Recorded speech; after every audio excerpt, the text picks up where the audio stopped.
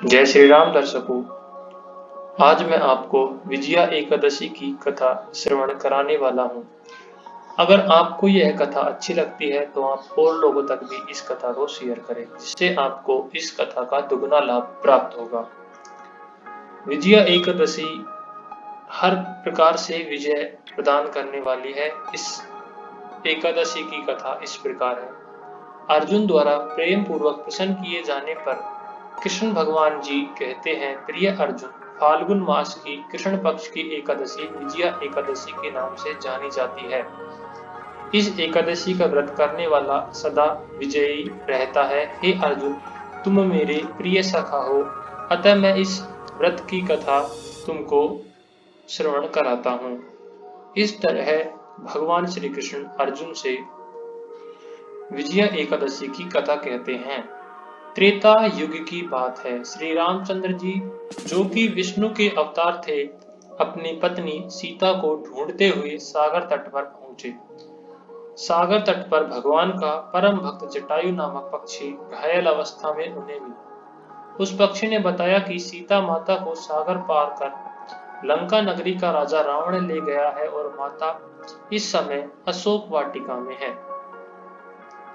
जटायु द्वारा सीता का पता जानकर श्री रामचंद्र जी अपनी वानर सेना के साथ लंका पर आक्रमण की तैयारी करने लगे, परंतु सागर के जलजीवों से भरे दुर्गम मार्ग से होकर लंका पहुंचना बड़ा कठिन कार्य था।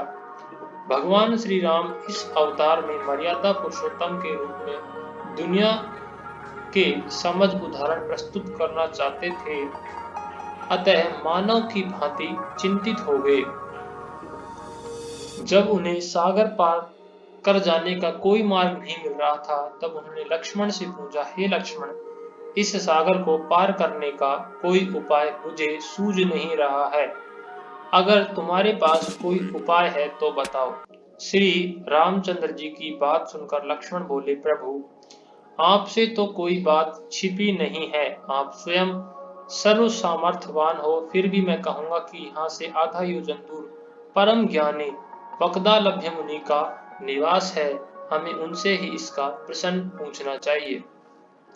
भगवान श्री राम लक्ष्मण के साथ वक्दालभ्य मुनि के आश्रम में पहुंचे। उन्हें प्रणाम करके अपना प्रश्न उनके सामने रखा।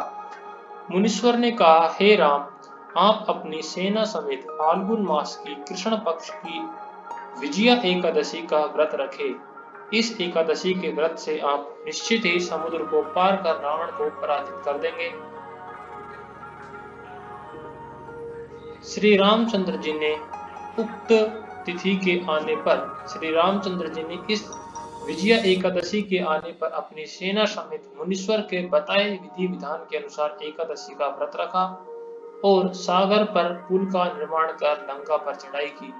राम और रावण का युद्ध हुआ, जिसमें भगवान राम ने रावण को मार दिया।